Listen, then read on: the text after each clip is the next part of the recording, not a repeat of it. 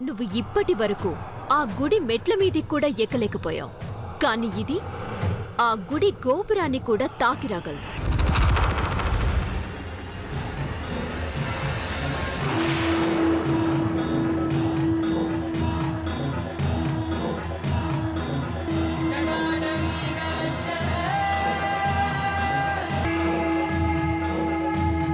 భళా బాలిక భళా! ఏమో అనుకున్నాను. అమోఘం, అద్భుతం! నువ్వు నన్ను మించిన మాంత్రికురాలివన్నమాట.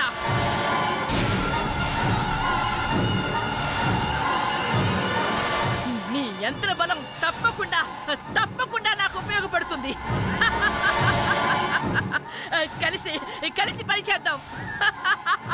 Thank you. 1 minute. ఈ డ్రోన్ ని రివర్స్ తీసుకురావాలి.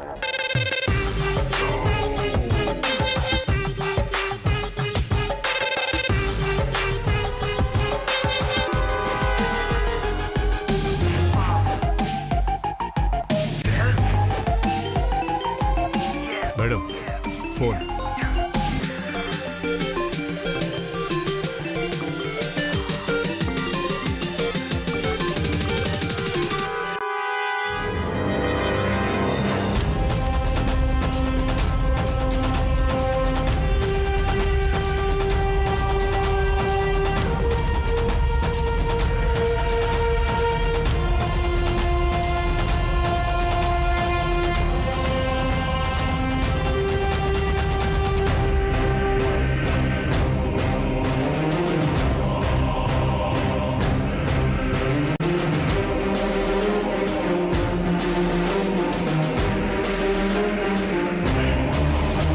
ఇదేంటి డ్రోన్ ఎటువైపు వస్తుంది?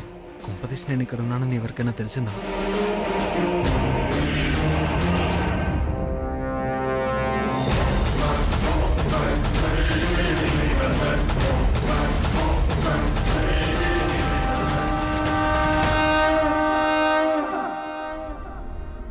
చెప్పు. Sorry madam. దేనికి సారీ? ఇతను కట్లిప్పుకొని పారిపోయాడు మేడం. వాట్? ఎలా ఎస్కేప్ అయ్యాడు?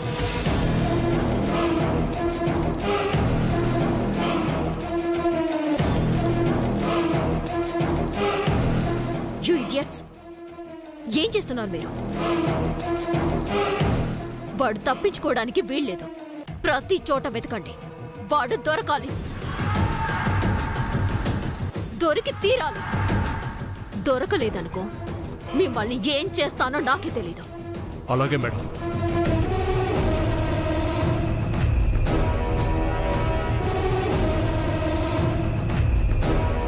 రే పదండ్రా.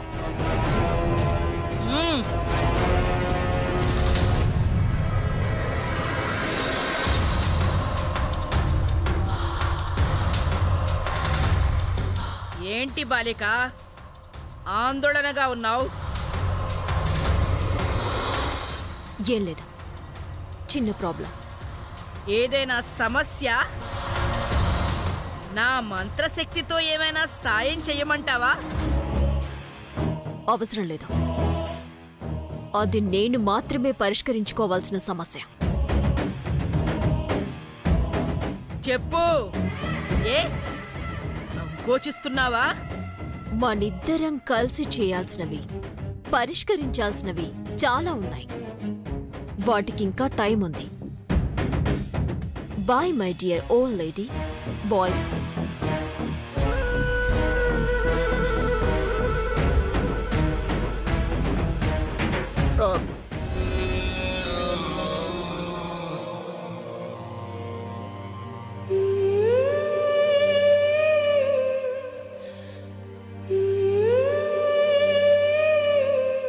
ఈ కార్తీక మాసంలో మీరు భవానీమాత దీక్ష తీసుకుని శివనామం జపిస్తూ శివలింగం చుట్టూ 24 గంటలు ప్రదక్షిణాలు చేస్తే మీ నాన్నగారికి తప్పకుండా నయమవుతుంది అమ్మాయి గారు.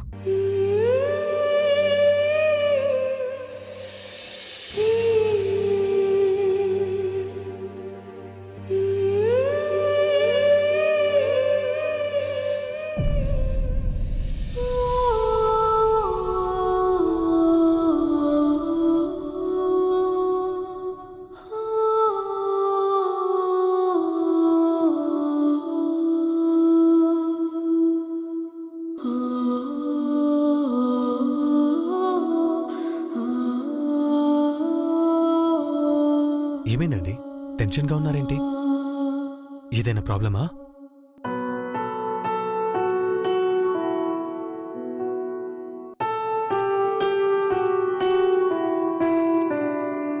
చెప్పండి, ఏదైనా ప్రాబ్లమా? అది దుర్గామాత దీక్ష చేస్తే మా నాన్నగారికి నయం అవుతుందని మళ్ళీ చెప్పింది.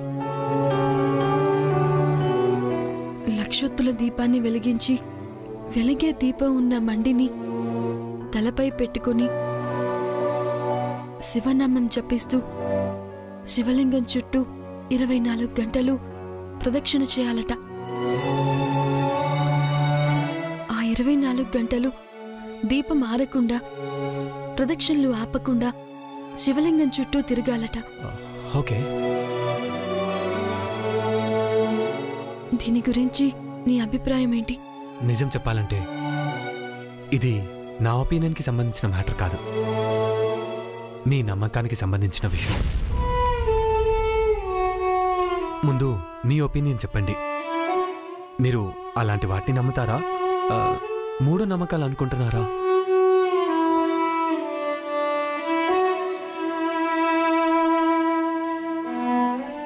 ఇంతకు ముందైతే ఇవన్నీ పిచ్చి సెంటిమెంట్స్ అనుకునేదాన్ని. కానీ నాకు తెలియకుండా నేను గుళ్ళోకి వెళ్ళాలి అనుకోవడం, నా చేతికున్న తాయెత్తు ఏ కారణం లేకుండా తెగిపోయి కాలిపోవడం,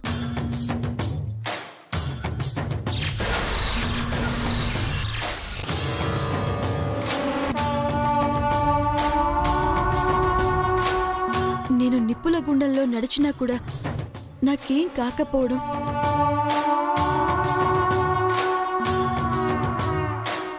పుట్టలో నుంచి పాము వచ్చి మా వదినకి బొట్టు పెట్టడం, ఇలాంటివన్నీ చూశాక మనిషికి తెలియని శక్తులు మహిమలు ఉన్నాయని నమ్మక తప్పడం లేదు. దైవశక్తి ఉందన్న నమ్మకం కావచ్చు, మా నాన్న ఆరోగ్యం బాగుపడాలి అన్న కోరిక కావచ్చు. కారణం ఏదైనా నేను ఈ దీక్ష చేయాలి అనుకుంటున్నాను. చూడండి, మంచి జరుగుతుందని ఏదైనా చేయాలనుకున్నప్పుడు వేరే ఆలోచన లేకుండా చేయడమే మంచిదని నా అభిప్రాయం. కాకపోతే ఏదో చేస్తున్నామని కాకుండా నమ్మి చేస్తే మన కాన్ఫిడెన్స్ పెరుగుతుంది. కాన్ఫిడెన్స్తో ఏం చేసినా అది సంకల్పం అవుతుంది. It will give you more energy and strength. నువ్వు అన్నది నిజమే, కానీ ఇంకా మీ డౌట్ ఏంటండి? ఒక్క రోజంతా దీపం ఆరకుండా, ప్రదక్షిణలు ఆపకుండా నేను చేయగలనా అని కొంచెం భయంగా ఉంది. మీ సంకల్పం బలంగా ఉంటే ఏదైనా చేయొచ్చు. మీరు అలసిపోకుండా, మీ తలపై ఉన్న దీపం ఆరిపోకుండా నేను మీతో పాటే ఉండి మీకు హెల్ప్ చేస్తాను.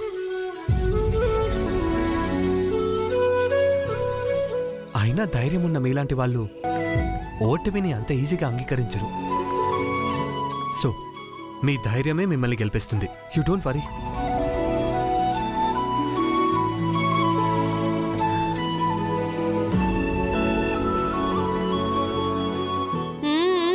నువ్వు నాది ఫ్రెండ్ భైరవికి చాలా డీప్ గా స్టడీ చేసినట్టు ఉన్నావు. You're wrong. నేను భైరవి గారిని డీప్గా స్టడీ చేయలేదు,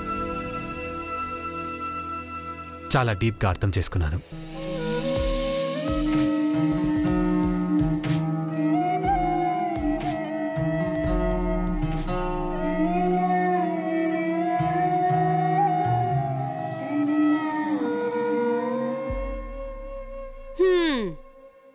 मुझे समझ हो गया.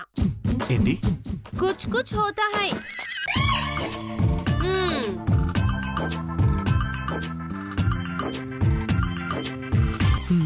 कुछ कुछ होता है नहीं, कुछ कुछ हो गया.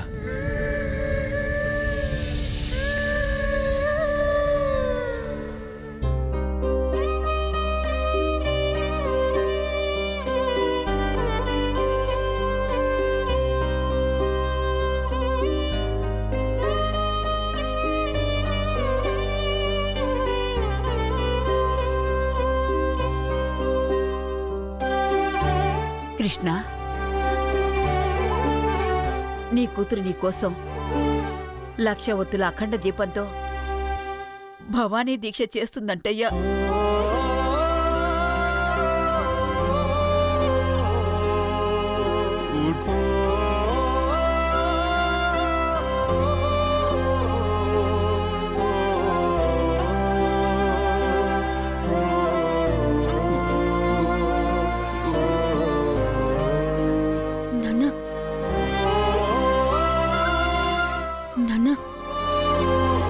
నాకేదైనా జరిగితే నీ కూతురి కోసం కన్న తండ్రిగా నువ్వు ఏదైనా చేస్తావు కదా? మరి కన్న తండ్రి కోసం నేను చేస్తే తప్పేంటి నాన్న? నీకోసం నేను ఏదైనా చేస్తాను నాన్న.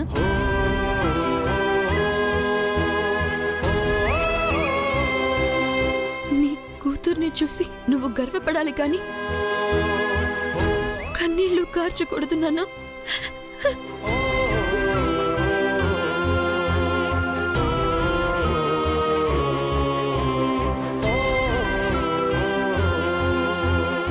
దయామయుడైన ఆ పరమేశ్వరుడు నా మనవరాలి సంకల్పానికి మెచ్చి తప్పకుండా నీకు మేలు చేస్తాడయ్యా, మేలు చేస్తాడు. తండ్రి కోసం తప్పించే ఇలాంటి కూతురుంటే ఆ యమ్ముణ్ణైనా ఎదిరించి నిన్ను కాపాడుకుంటుందయ్యా, కాపాడుకుంటుంది.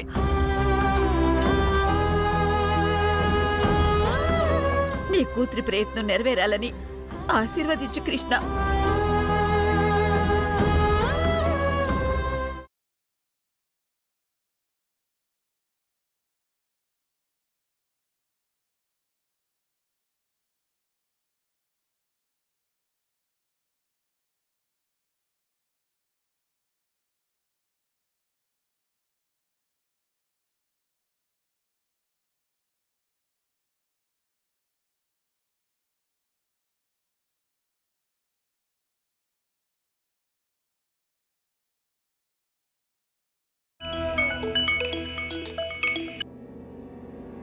హలో, నేనమ్మా ముత్యాలమ్మని.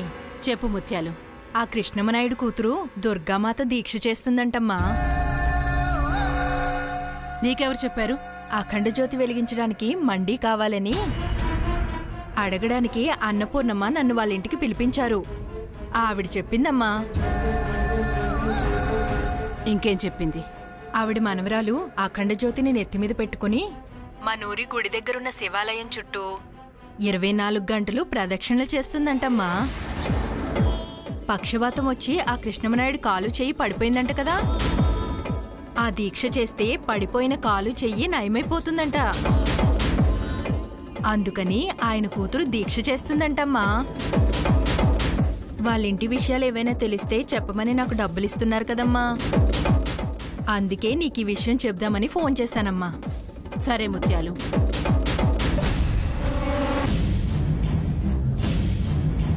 ఈవిడేంటి ఫోన్ కట్ చేశారు? మనకు రావాల్సినవి మనకు వస్తాయిలే. 24 గంటల దీక్ష అంటే పగలు రాత్రి అన్నమాట. పౌర్ణమి రోజుల్లో రాత్రిపూట ఎవరూ బయట తిరగకూడదన్నది ఊరి కట్టుబాటు. మరి రాత్రిపూట ఊరి బయట ఎలా ప్రదక్షిణలు చేస్తుంది? కృష్ణమనాయుడు కాలు చెయ్యి పడిపోయిందంటే పదవి అధికారం రెండూ పోయినట్టే. అవి తిరిగి రాకూడదంటే పడిపోయిన కాలు చెయ్యి నయం కాకూడదు. కాకూడదంటే భైరవి చేసే ఆ దీక్ష జరగకూడదు. ఆ దీక్ష జరగదు, జరగనివ్వను.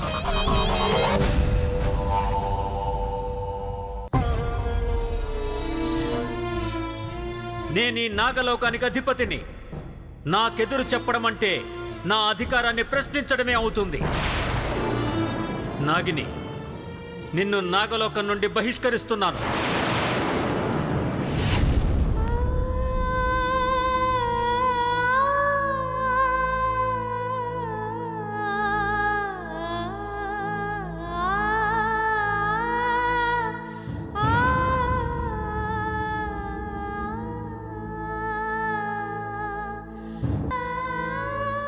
ఆగు మంజరి.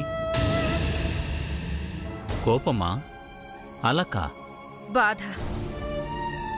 ఆ కిరీటం ధరించకుండా మీరెప్పుడైనా సింహాసనం మీద కూర్చున్నారా? చెప్పండి. లేదు. మీరు మీ కిరీటాన్నే మర్చిపోలేనప్పుడు నా పేగు తెంచుకు పుట్టిన బిడ్డని నేనెలా మర్చిపోతానండి? నేను అనుభవిస్తున్న మానసిక క్షోభని అర్థం చేసుకోలేని పాషాణ హృదయులు మీరు. తన పర భేదాలు లేకుండా న్యాయ పరిపాలన చేస్తున్నానని మీరనుకోవటం తప్ప తల్లిని బిడ్డని వేరు చేశానని మీకు అనిపించడం లేదా?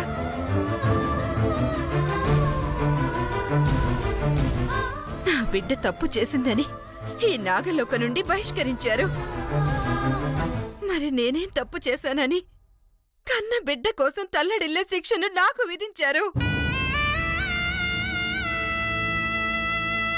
రాజుగా మీ బాధ్యతల్ని నిర్వర్తించటం కోసం తండ్రిగా మీరు చేయాల్సిన బాధ్యతల్ని వదిలేసుకున్నారా?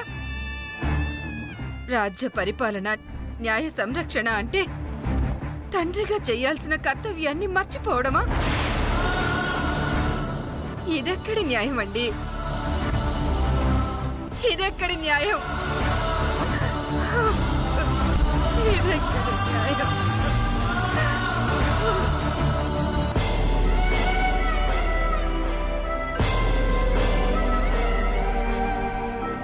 నా కూతుర్ని శిక్షించారు. నా బిడ్డని కళ్ళతో చూసుకునే అదృష్టం లేకుండా నన్ను శపించారు. నాకు అర్థం కావటం లేదు.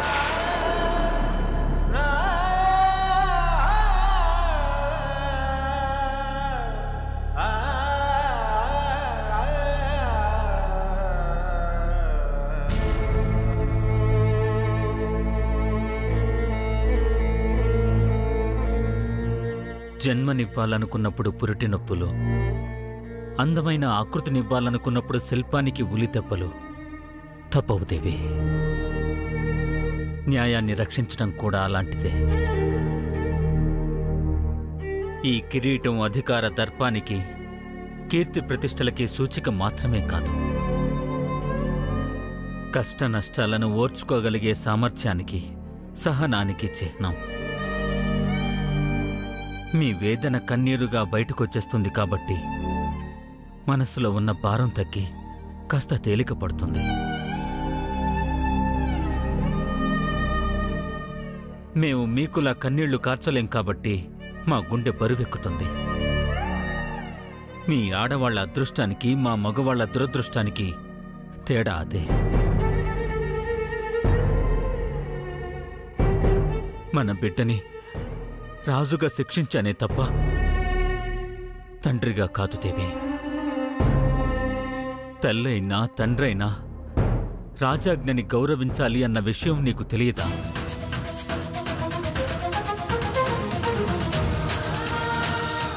రాజుగా నిన్ను బాధ పెట్టాల్సి వచ్చినా,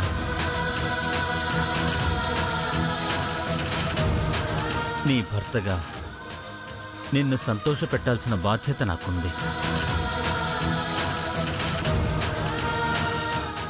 నీ బిడ్డని కళ్ళారా చూసుకోవడంతో పాటు ఈ కార్తీక మాసంలో నాగవరంలోని మహేశ్వరుడి ప్రతిరూపాన్ని దర్శించుకునే భాగ్యం నీకు కల్పిస్తాను దేవి.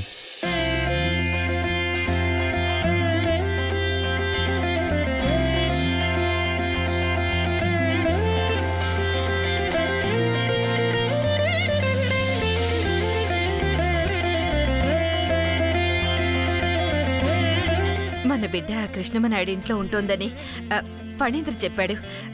అక్కడికి వెళ్దాం పదండి. ఈ వేషధారణలో వెళ్తే మనం ఎవరన్నది అందరికీ తెలిసిపోతుంది. మన బిడ్డ కూడా మనల్ని గుర్తుపట్టలేని విధంగా వెళ్ళాలి.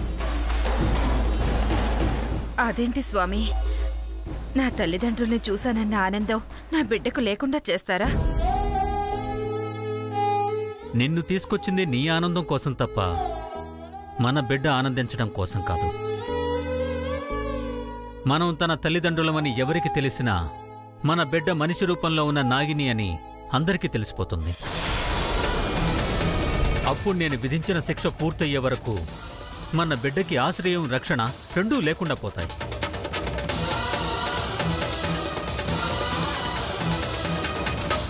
సరేనండి.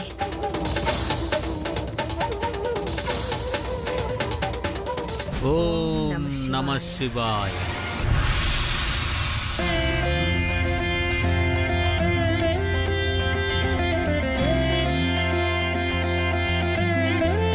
వెళ్దాం పదండి స్వామి. భాష మారకపోతే మన వేషం భూటకమని తెలిసిపోతుంది. అవును కదా. ఏమయ్యా, వెళ్దామా?